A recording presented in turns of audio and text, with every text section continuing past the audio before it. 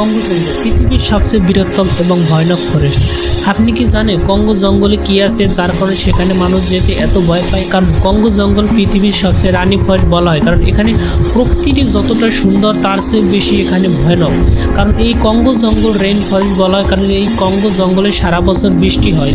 বৃষ্টির পানিতে মাটিতে পড়তে 10 মিনিটের বেশি সময় লেগে যেতে পারে। এই কঙ্গো জঙ্গল ভুতভুতে অন্ধকার, এখানে বিশাল বড় বড় ও বিলুপ্ত হওয়া প্রাণীও বসবাস করে। এখানে এর মধ্যে রয়েছে গ্রিন অ্যানাকোন্ডা, টাইটানিক গোয়া সাপ, আর এখানে এক একটি অ্যানাকোন্ডার সাপ বিশাল বড়। এখানে নিমেষেই যখন অ্যানাকোন্ডার সাপ শিকার করতে বের হয় এখানে বাতাস পর্যন্ত থেমে যায়, কারণ এখানে শ্বাস প্রশ্বাস বন্ধ হয়ে যায়, কারণ তখন অ্যানাকোন্ডার সাপ শিকার করার জন্য বের হয়।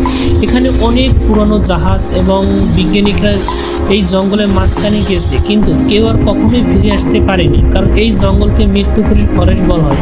এখানে বিভিন্ন প্রকারের বিমান, হেলিকপ্টার এবং লঞ্চ রয়েছে, জাহাজ রয়েছে, অনেক সাবমেরিন রয়েছে। কারণ এখানে কঙ্গো ফরেস্টে যারা গেছে তারা কখনোই ফিরে আসতে পারেনি, কারণ এই কঙ্গো ফরেস্টকে রানী ফরেস্ট বলা হয়। আপনি কি কঙ্গো ফরেস্টে যেতে চান?